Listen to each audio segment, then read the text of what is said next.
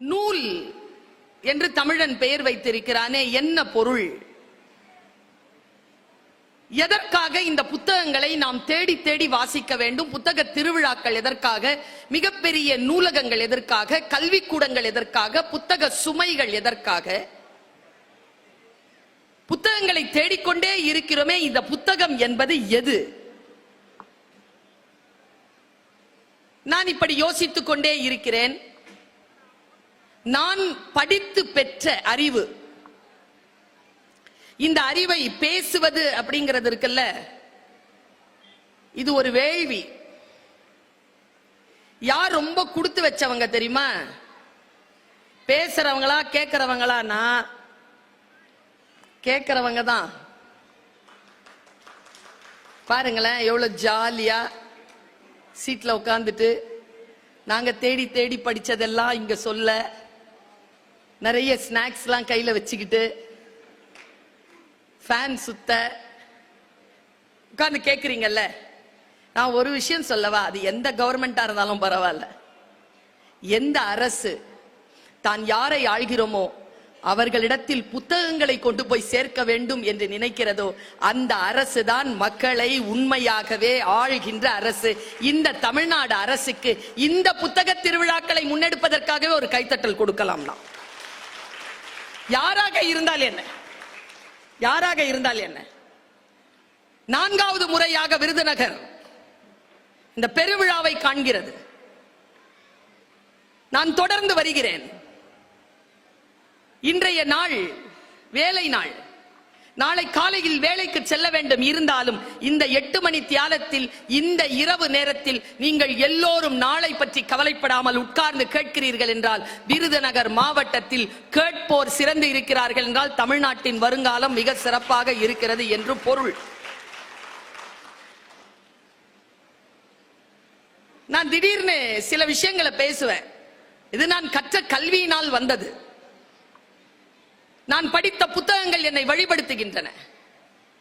புத்தகங்களை வாசிச்சு வாசிச்சு ஒரு விஷயத்தை நான் தெளிவாக புரிஞ்சுக்கிட்டேன். என்ன தெரியுமா? எல்லா கூட்டத்திலையும் கேட்கிறேன் இந்த விஷயத்தை, இந்த கூட்டத்திலையும் கேட்கிறேன். ஒரு புத்தகத்தை காலில் பற்றுச்சு, என்ன செய்யலாம்? தொட்டு அப்படியா எடுத்து, நல்லது. வேற இடம்னா உங்க வீடா?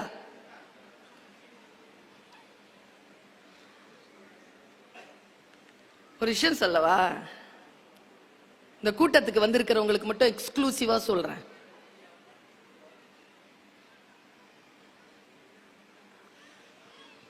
இப்ப அரபியில என்ன கிடைக்குது நமக்கு?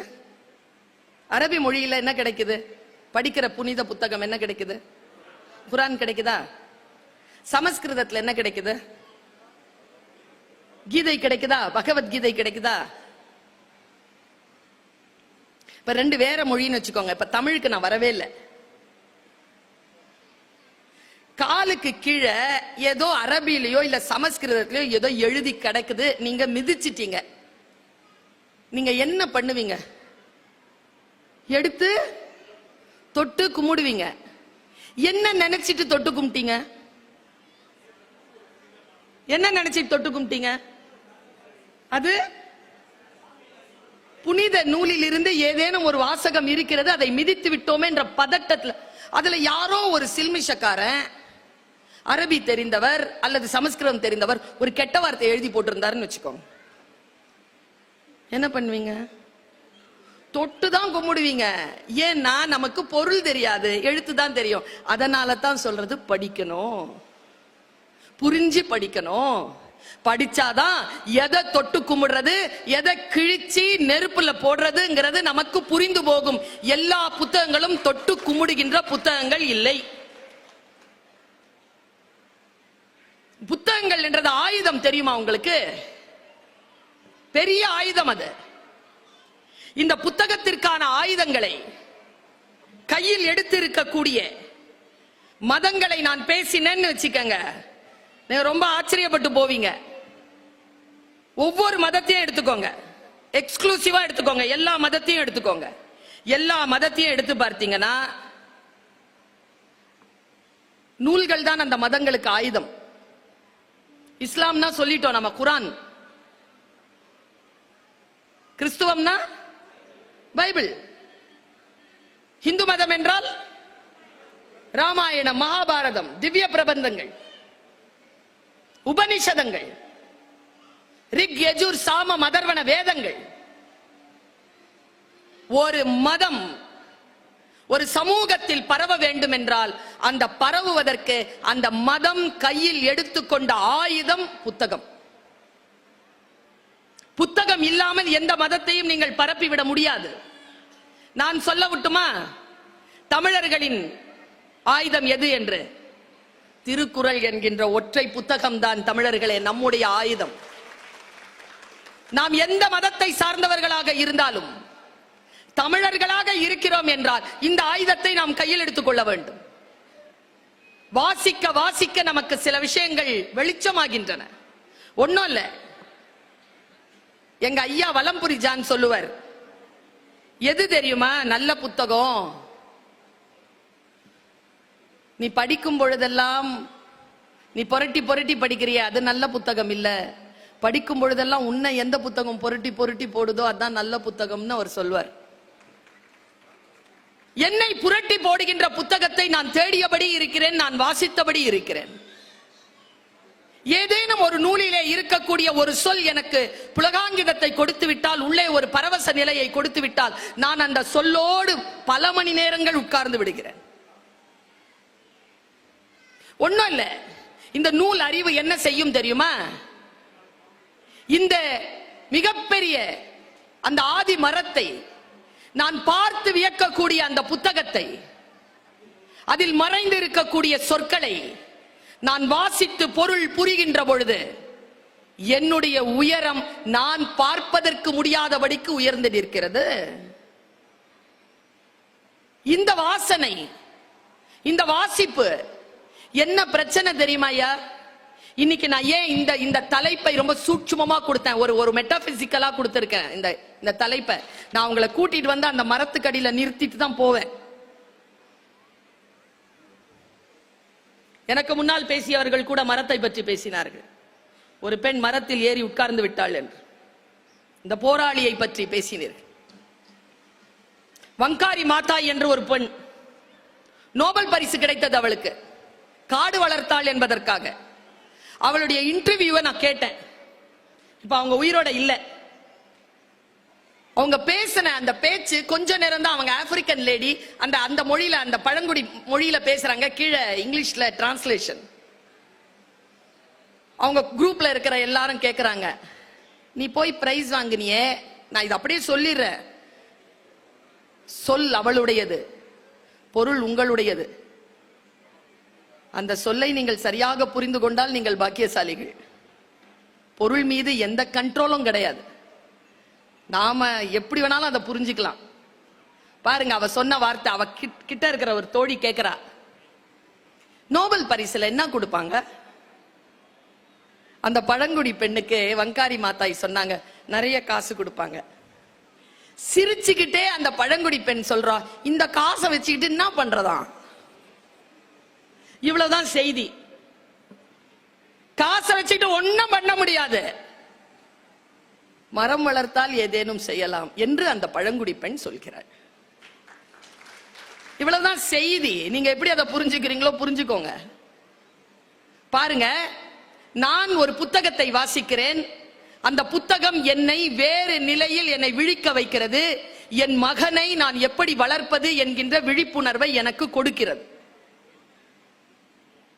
இன்னைக்கு இந்த ஜெனரேஷன் இருக்கிறோம்ல, மிக பெரிய சபிக்கப்பட்டவர்கள் நாம எல்லாம். நான் இதை சொல்றேன்னு நீங்க ஒன்னும் வருத்தப்படாதீங்க. நாம தான் ஏன் பெரியவங்க பேச்ச கேட்ட கடைசி பரம்பரை. இன்னொரு சோகம் என்ன தெரியுமா? இந்த நண்டு வாண்டு சிண்டு பேச்செல்லாம் கேட்க தொடங்கி இருக்கிற முதல் தலைமுறை. இது பேச்செல்லாம் இந்த வயசுல இருக்கும்போது நம்ம அம்மா அப்பா கேட்பாங்களா சார்? 3G 4G 2G எல்லாம் இல்லாம எப்படிமா இருந்த? மாதாஜி, பிதாஜி, குருஜி எல்லாம் இருந்தாங்க. இப்ப அவங்க எல்லாம் இல்ல. எப்படிமா கனெக்ட் ஆவீங்க? ஒரு அறை போதும், எல்லாம் கனெக்ட் ஆயிடும். இன்னைக்கு இல்லையே. இன்றைக்கு கண்டிப்பு இல்லை, அன்பு இல்லை, பாசம் இல்லை. ஏனென்றால் வாழ்க்கையின் போக்கு மாறி இருக்கிறது. அடிப்படை வசதிகளே ஆடம்பரமாகிவிட்டன. இந்த நேரத்தில் நிதானமாக உட்கார்ந்து ஒரு புத்தகத்தை படிக்கும் பழக்கம் இல்லாமல் போய்விட்டது. நான் இங்க உங்க இந்த கூட்டத்தையே பார்த்து கேட்கிறேன், எனக்கு பதில் சொல்லுங்க. எத்தனை பேர் தனக்கு புத்தகம் வாங்க வந்தீங்க? எல்லாம் தன் பிள்ளைக்கு வாங்க வந்திருப்பீங்க. இத படிடா, அத படி, அத படி, இத வாங்கு, இத வாங்கு. நீங்க என்ன வாங்குனீங்க? இன்னைக்கு எத்தனாவது நாள் சார்? 4வது நாளா? 6வது நாளா? நான் சொல்றேன், புக்கு வாங்குறதுக்கு ஒரு டெக்னிக் இருக்குது. டக்குன்னு போயெல்லாம் வாங்கிடப்படாது. ஒரு நாள் வரணும், சுத்தி பார்க்கணும். 2வது நாள் கடையில இருந்து எல்லா ப்ராஸ்பெக்டர்ஸையும் வாங்கிக்கணும். வீட்டுல போய் உங்க இருக்கிற காசு பார்க்கணும், என்ன புத்தகம் உங்க வீட்டுக்கு வரணும்னு முடிவு செய்யணும். வீட்டுக்கு எந்த புத்தகம் வருதோ அடுத்த வருடத்திற்குள் அதை வாசிச்சு முடிச்சிடணுங்கிற வேகம் இருந்தால் ஒழிய புத்தகத்தை வாங்காதீங்க. பிளான் பண்ணி வாங்குங்க. 10 நாள் இருக்குல்ல, காசு சேர்த்து வச்சுக்கோங்க. வந்து கேளுங்க எவ்வளவு ரூபான்னு. புதிதாக புத்தகங்கள் வந்திருக்கின்றன. இந்த புத்தகங்களை தேடி தேடி வாசிக்கின்ற பொழுது, நான் ஒரு புத்தகத்தை வாசிச்சேன், புள்ளைய எப்படி வளர்க்கறதுன்னு தெரிஞ்சுக்கிட்டேங்க. சொன்னா நம்புவீங்களா?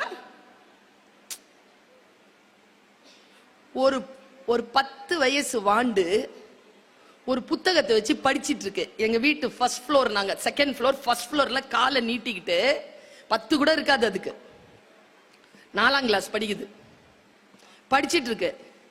புக்கு பேரை பாத்தீங்கன்னா ஆச்சரியப்பட்டு போவீங்க. பிள்ளைகளை வளர்ப்பது எப்படி. நடந்தது. அவங்க அப்பா வாங்கி வச்சிருக்கிறாரு அந்த புக்கை. இது வெளியில வந்து படிக்குது. நான் கேட்டேன், ஏ ஃபைசா, என்ன படிக்கிற? தெரியல.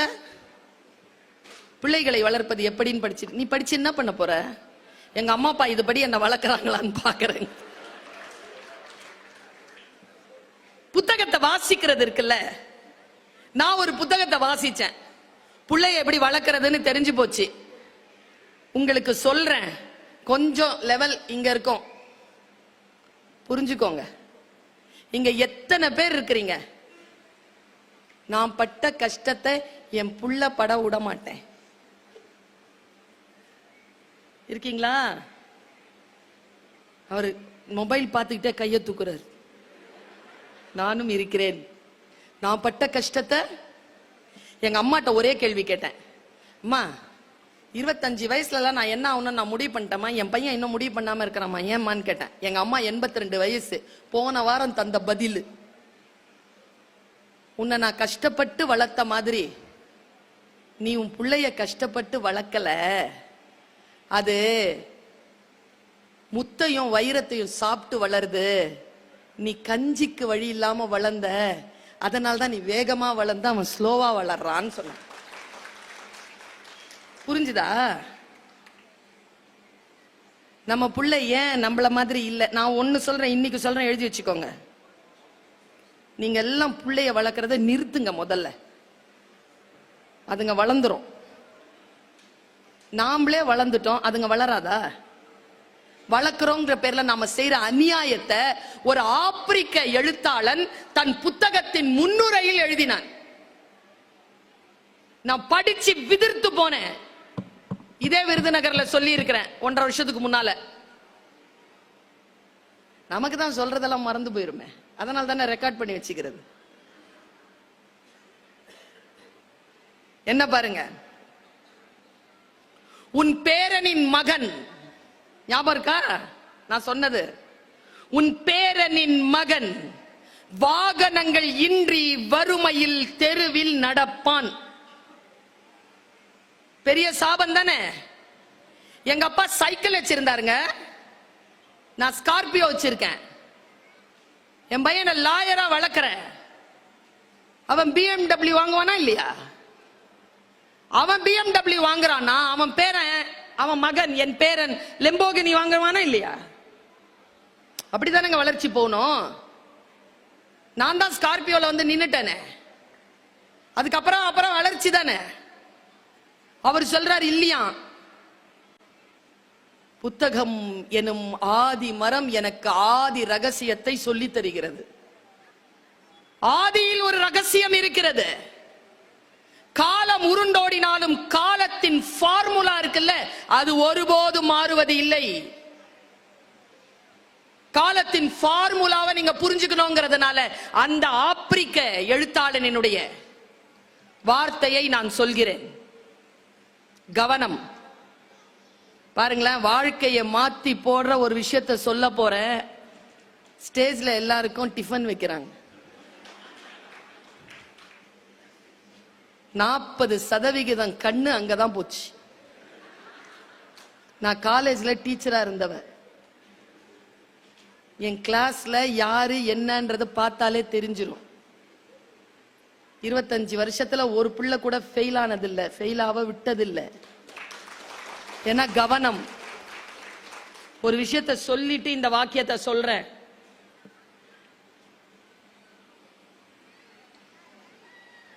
இந்த நாயனை வாசிக்கிறவனுக்கு முன்னால உட்காந்துட்டு மாங்காய் சாப்பிடப்படாது. நாங்கெல்லாம் பசியோட உட்கார்ந்து இருக்கோம்ல.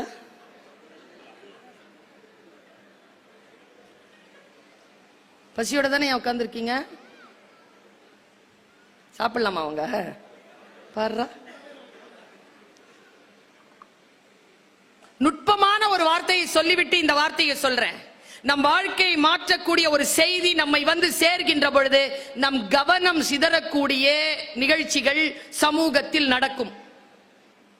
அந்த கவன சிதறினால், கவனம் அந்த பக்கம் போறதுனால, அதை பார்க்கறதுனால நம்ம வாழ்க்கையில எந்த ஏற்றமும் நடக்காது. இப்போ இங்க வந்து ஸ்நாக்ஸ் வச்சுட்டு போனாங்க, அதை பார்த்தோம், ஏதாவது வாழ்க்கையில வளர்ந்துட்டோமா? இந்தா மிக முக்கியமான விஷயத்த சொல்லிட்டு இருக்கும்போது உங்க கவனம் சிதறி மறுபடியும் இதே மனநிலையில் நீங்கள் இருக்க இதே வார்த்தை வந்து சேர்வதற்கு 30-40 வருஷம் ஆயிடும். கவனத்தை சிதறடிக்காதீர்கள். எதுவாக இருந்தாலும் நான் பேசிக்கிட்டு தானே இருக்கேன். ஆனா ஸ்நாக்ஸ் வச்சதை நான் பார்த்துட்டேன். ஆனா என் கவனம் சிதறல, பேசிக்கொண்டே இருக்கிறேன். கவனம் என்பது மற்ற எதையும் கவனிக்காததல்ல. நீங்கள் எதை கவனிக்கிறீர்களோ அதன் மீது கவனமாக இருப்பதற்கு பெயர் தான் கவனம். மற்றதெல்லாம் தெரியும், ஆனால் கவனம் ஒன்றின் மீது தான் இருக்கும். பாருங்க, அவர் சொல்ற வார்த்தை, உன் பேரனின் மகன் வறுமையில் தெருவில் நடப்பான். அதுக்கு அவரு 4 காரணங்களை சொல்றார். என் பேரனின் அல்ல, இங்க இருக்கக்கூடிய உங்கள் பேரர்கள் கூட இதில் அடக்கம். 4 விஷயத்தை மனசுல உள்வாங்கி வச்சுக்கோங்க. நம்பர் 1 ரூல், ஆதி ரூல். சிரமமான சூழல் வலிமையான மனிதனை உருவாக்கும். நான் உருவானது போல் சிரமங்க. என்ன இங்க இருக்கிற எத்தனை பேருக்கு என்ன தெரியும்? ஆல்மோஸ்ட் எத்தனை வருஷமா தெரியும்? 3 வருஷமா தெரியுமா? மொபைல்ல வந்து 3 வருஷமா தெரியுமா? 3 வருஷமா தெரியுமா? 3 வருஷத்துக்கு முன்னால இந்த மொபைல்ல நான் வர்றதுக்கு இதற்கு முன்னால 27 வருஷம் உழைச்சிருக்கேன். 27 ஆண்டுகளின் உழைப்பு தான் ஒரு நாளில் உங்களுடைய திரையில் நான் வருகிறேன். அந்த உழைப்பிற்கான வெளிச்சம் தான். அதை நீங்க மாத்தாம ஃபுல்லா கேட்டுட்டு அப்படி கடக்குறீங்க. இத புரிஞ்சுக்கலாம்ல. நாம ஒரு நாளில் யாரும் சாதனையாளர்களாக வர முடியாது. தொடர் உழைப்பு இருக்க வேண்டும். என்ன ஆகும்? சிரமமான சூழல் வலிமையான மனிதனை உருவாக்கும். Super. First statement. Second statement சொல்றேன். வலிமையான மனிதன் வசதியான சூழ்நிலையை உருவாக்குவான். நான் தான் வலிமையாயிட்டேனே, இனி எதுக்கு எனக்கு சைக்கிள்? புக் பண்ணு கார். வலிமையான மனிதன் வசதியான சூழலை உருவாக்குவான். இங்கதான் புத்தகத்தை ஏன் படிக்கணுங்கிறது. இதை யாரும் சொல்லி தர மாட்டாங்க, புத்தகம் தான் சொல்லி தரும். பாருங்க, வலிமையான மனிதன் வசதியான சூழலை உருவாக்குவான், வசதியான சூழல் வலுவற்ற மனிதனை உருவாக்கும். அடுத்து, வலுவற்ற மனிதன் சிரமமான சூழ்நிலையை உருவாக்குவான். சிரமமான சூழ்நிலையில் உன் பேரனின் மகன் தெருவில் வாகனங்கள் இன்றி நடப்பான். வாழ்ந்து கெட்ட குடும்பம், வாழ்ந்து கெட்ட குடும்பம்னு கேட்டிருக்கோமா? வாழ்ந்த குடும்பம் எப்படி கெட்டுச்சு? ஆதியில் இருந்த அந்த உழைப்பு, ஆதியில் இருந்த அந்த விருப்பம், ஆதியில் இருந்த அந்த ஆர்வம், ஆதியில் இருந்த அந்த அறிவு, ஆதியில் இருந்த அந்த விழிப்புணர்வு அடுத்தடுத்த காலகட்டங்களில் வசதியான சூழ்நிலைகள் வந்துவிட்டதனால் காணாமல் போய்விட்டால் மீண்டும் சிரமமான சூழ்நிலைக்கு ரவுண்ட் அபவுட் த கிளாக் வந்து சேரும். இது நாம் தலைமுறைக்கு சொல்ல வேண்டாமா? நாம் கற்றுக் கொடுக்க வேண்டாமா?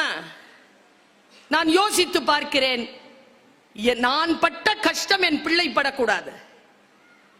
புத்தகம் எனக்கு சொல்லித் தருகிறது, உன் சூழலை கொஞ்சம் குழந்தைகளிடத்தில் வலுப்படுத்து. ரொம்ப இலகுவாலாம் அவங்கள வச்சிருக்காத. ஒரு 1/2 கிலோ வெயிட்ட தூக்கிட்டு ஒரு 2 மாடி ஏற சொல்லுங்களேன் உங்க பிள்ளைய. ஏறிடுச்சுன்னு வச்சுக்கங்க, நீங்கள் பாக்கியசாலிகள். ஏனென்றால் நீங்கள் முதிர முதிர உங்களை அந்த குழந்தை பார்த்து கொள்ளும். அது வெயிட்ட தூக்கிட கூடாது. நீங்க தூக்கிட்டு ஏறினீங்கன்னா நீங்கள் முதிர முதிர அந்த குழந்தையை நீங்கள் தான் பார்த்துக் கொள்ள வேண்டும். மிக மிக வலிமையான மனிதர்களை உருவாக்குவதற்கு சில சிரமமான சூழ்நிலைகளை கொடுத்து பழக வேண்டும் என்று சொல்கிறான் அந்த ஆப்பிரிக்க அறிஞன். புத்தகம் என்னை ஆதியினுடைய ரகசியத்திற்கு கொண்டு போய் நிறுத்துகிறது. நான் இப்படி சொல்கிறேன், நம்முடைய காலகட்டத்தில் நாம் எதிர்பார்த்திராத பல விஷயங்கள் நமக்கு இந்த காலகட்டத்தில் கிடைக்கின்றனவா? நான் இன்றைக்கு உங்களுக்கு 5 விதிகளை சொல்லித் தருகிறேன். சூட்சுமமான விதி அது. நீங்க நினைக்கிறீங்களாப்பா இந்த பிரபஞ்சத்திற்கு ஒரு சக்தி இருக்குன்னு எத்தனை பேர் நம்புறீங்க? கடவுள் நம்பிக்கை இருக்கோ இல்லையோ எனக்கு தெரியல. அபிதா நினைச்சிருக்கலாம். குட்டி புக்கு தான், கவிதை தான் எழுதிட்டாங்க. ரொம்ப ஆழமா நினைச்சு. இன்னைக்கு நான் சொல்லட்டுமா, இந்த புத்தகத்தை விட சிறந்த புத்தகங்கள் இன்னும் வெளியிடப்படாமல், மேடை கிடைக்காமல் தவித்துக் கொண்டிருக்கின்றன வெளியில் வருவதற்கு. ஆனால் இந்த புத்தகம் இன்னைக்கு வெளியில வந்துருச்சு. என்ன காரணம் தெரியுமா? எழுதியவர்களின் என்ன பலம்.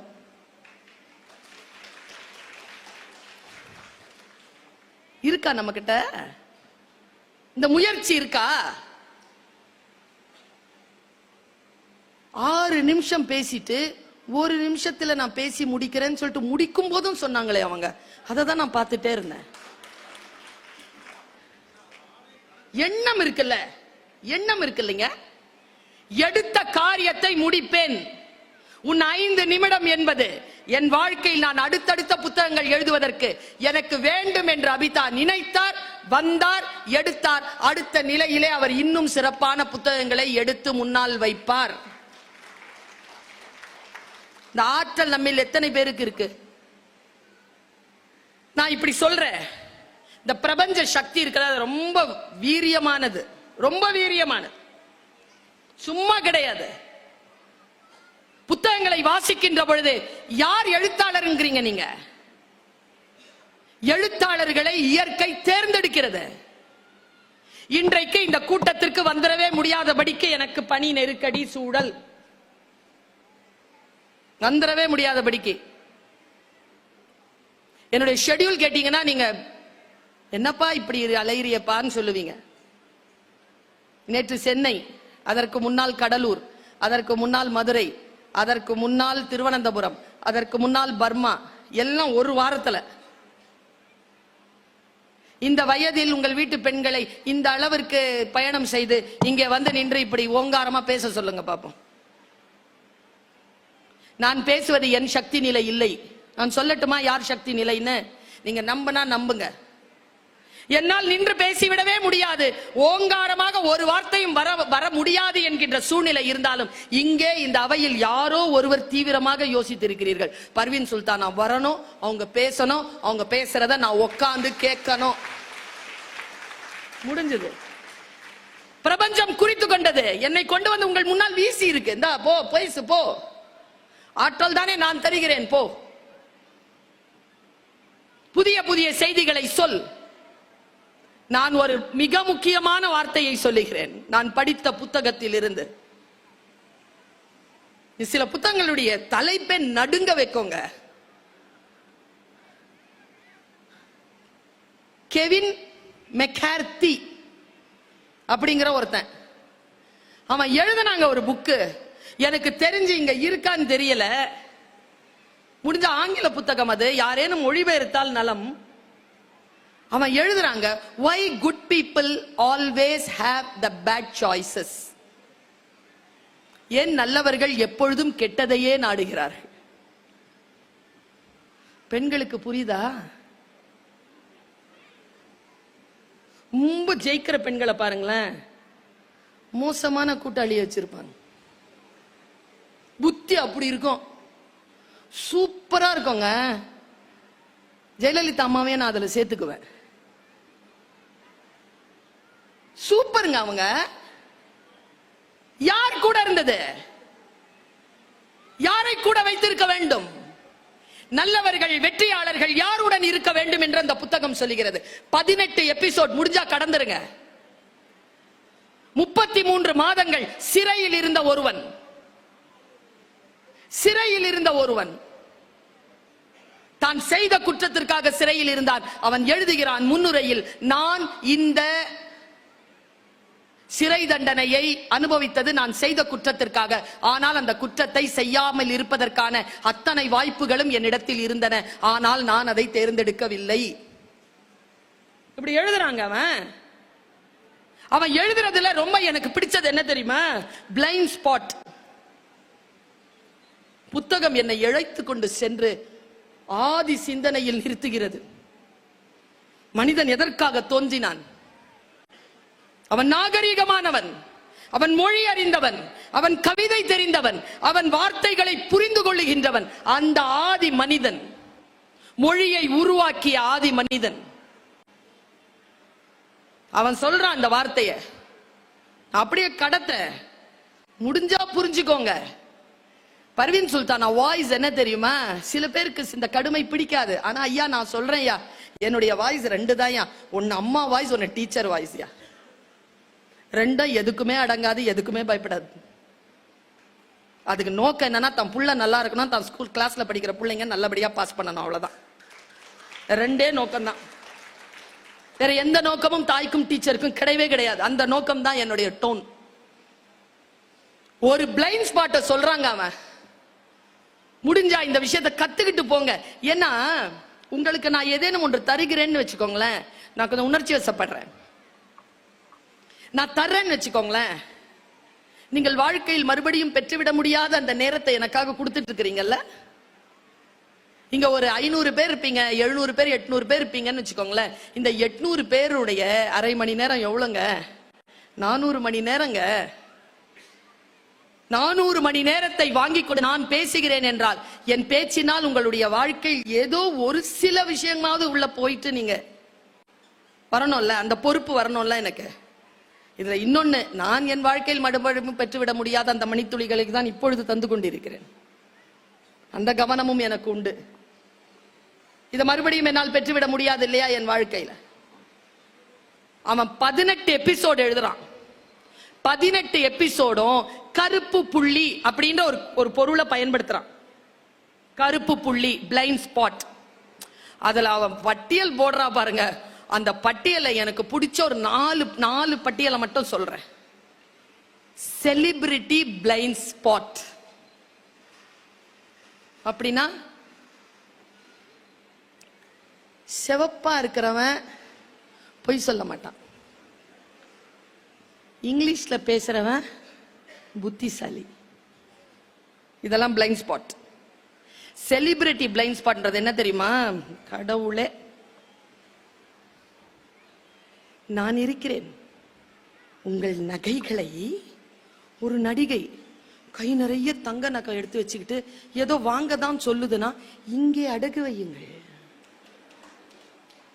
ஏம்மா, நீ இவ்வளோ நகையை வாங்குறதுக்கு நான் என் நகையை அங்க போய் அடகு வைக்கவா? நான் இருக்கிறேன், இங்கே உங்கள் வீட்டை அடகு வையுங்கள். இன்னொருத்தர் வந்து, அவர் என்ன இன்ஜினியரா? இந்த கம்பியை வாங்குங்கள், உங்கள் வீடு மிகச்சிறப்பாக கட்டப்படும். நீ என்ன இன்ஜினியரா? Celebrity blind spot. செலிபிரிட்டியா இருக்கிறவங்க ஏதாவது சொன்னாங்கன்னா அது உண்மைன்னு நம்புறது இருக்குல்ல, அந்த நம்பிக்கையிலிருந்து, அந்த பிளைண்ட் ஸ்பாட்டில் இருந்து என் தமிழக மக்களே வெளியேறுங்கள், வெளியேறுங்கள். யார் எதை சொன்னாலும், சினிமாவில் சொன்னா, காலேஜ் ஸ்டூடெண்ட்ஸ் இருக்கிறீங்களா? நல்லா கைத்துக்கு தம்பி, நீ தான் இந்த எங்க சமூகத்தில் அடுத்த தலைவனாக வரக்கூடியவன் நீதான். நீ நல்லா உயர்த்து, நான் ஸ்டூடெண்ட்னு நல்லா உயர்த்து, ஒரு தப்பும் இல்லை. பல நேரங்களில் நாம் செய்யக்கூடிய மிகப்பெரிய பிழைகள் இந்த பிளைண்ட் ஸ்பாட்ல மாட்டிக்குது போய். ஐயோ, காலேஜ் இப்படிதான் இருக்குமா? காலேஜ் டீச்சர்லாம் சினிமால யாருங்கிறீங்க? நயன்தாரா மேடம், சாய் பல்லவி மேடம், இவங்க தானே டீச்சரு. ரியல் லைஃப்ல யாரு டீச்சரு? இத நான் தான் டீச்சர் ரியல் லைஃப்ல. அது ரீல், இது ரியல். ரியல் நான் உண்மையாவே டீச்சர். எனக்கு தெரியும் 17-18 வயசு குழந்தைகளுடைய அறிவு ஏன் தடுமாறுகிறது. அதை தழும்பாமல் காப்பாற்றி அடுத்த தலைமுறைக்கு அவர்களை ஏற்றுவது என்பது ஒரு ஆசிரியருக்கு எவ்வளவு பெரிய கடமை என்பதனை உணர்ந்து நான் இங்கே பேசிக் கொண்டிருக்கிறேன்.